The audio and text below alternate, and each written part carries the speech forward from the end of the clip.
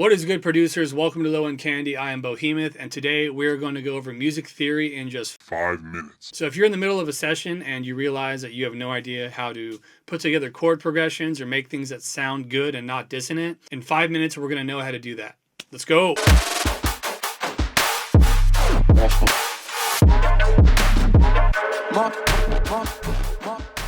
Before I hopped in, I wanted to mention that I'm currently doing one-on-one Ableton Live mentorship lessons on AbletonLiveTeacher.com. Having a mentor is the best way to get good, quick at production. It's very affordable, so if it's something you're interested in, the link's in the description. Also, I'm doing new videos at this point almost daily, so go ahead and toss me a like and subscribe. It helps a lot. Thank you guys in advance. Let's get into it. All right, so music theory. I went to school for music theory for a long time. I took it in college for about 4 years, and then I took it in Icon for another year. And out of all that experience, there's really very simple principles that I implement. And if you use these principles and you kind of know these things, then you'll be able to make something that sounds good musically. So there's a very simple formula that I've developed for making things that can't possibly sound dissonant or be out of key. And I'm going to show you now. So here we have a basic kind of keys. It can be anything, baby grand piano, any instrument at all. So we're going to go ahead and open up our piano roll. So here we have 3 different notes. We have a C, we have an E, and we have a G. If you don't know what that means or anything about that, that's absolutely fine. Doesn't matter. So here's the basic principle of music theory. You have these musical keys, which all it is a collection of notes that when played together or in any order, sound in sync and sound in tune with each other. There's 7 notes in these scales. Any major scale will have the same increment of spaces between each notes. So for a major scale, you have whole, whole, half, whole, whole, whole, half. So that's the amount of steps. So if we're looking at a piano roll, a whole step would be 2 semitones. A half step would be 1 semitone. Now I don't want to get too much in this and confuse you too much. I'm just going to show you a basic example of how we can use this. So over here we have a C major triad. This is the most common triad, especially when spoken about in music theory, for the reason of it's all white keys. So if we're playing on an actual MIDI keyboard, and we could see here in Ableton, these grade ones would be a black key on a keyboard. It's 3 white keys. If you can recognize and create this chord, or moving the middle note down one, this one, that is all you need to know for simple music theory. So we have our increments like I was talking about. We have 7 different notes in a chord. The 3 most dominant and important ones, and the only ones we're going to cover in this tutorial, are your root, your third, and your fifth. Our root note would be the bottom note or the starting note. So for this one, it's going to be our C. Then we have our fifth. Our fifth is our most powerful and dominant chord we have besides our first. If you ever need to recognize the increment of a fifth, just think of Star Wars. Then we'll hear that Star Wars kind of sound. So we have our root and we have our fifth. Next, we're going to talk about our third. So our third is our middle note, and this is an important note to learn about. So when it's here, this is a major triad.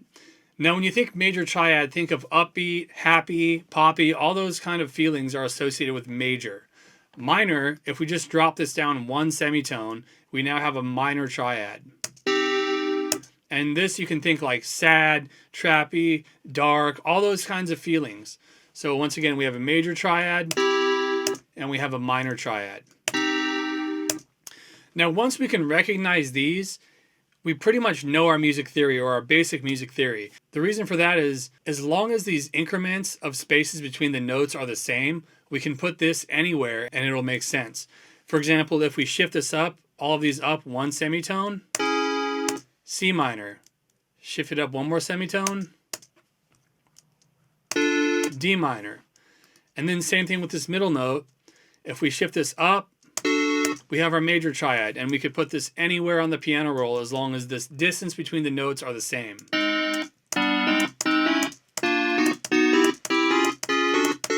It's going to make a major triad. Now that we know our major and our minor triad, we can pretty much make anything musically that's going to make sense. Let me show you what I mean. So here we have our D minor triad. So it triads the 3 notes, and we have the D minor. When we go to add like a bass sound, we typically want that, at least the first note in a sequence of bass, to be the root. So we're going to go ahead and grab an 808 in the key of D. Now notice there's no dissonance in that. Nothing sounds off, nothing sounds wrong. That's because we're using the root note, which is the most powerful note of our triad, and we're pairing it with the triad. So everything's in key. Now if we add any sort of element, as long as it matches with one of these three notes, it's going to make sense musically. So let's grab like a synth in A. So now we have a synth that's in the key of A, and now we're going to transpose one down to F. So once again, if we look at our increments here, F is 4 steps below A. So we're going to take this and we're going to drag this down 4 semitones.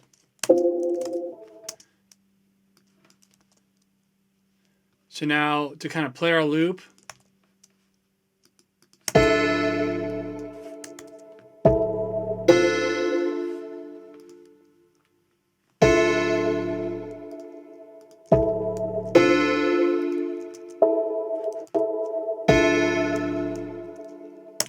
so to kind of summarize, once you learn your triad and you learn the certain amount of steps these are away from each other, which once again in a major is 4 steps up and then 3 steps up, and then in a minor is 3 steps up and then 4 steps up.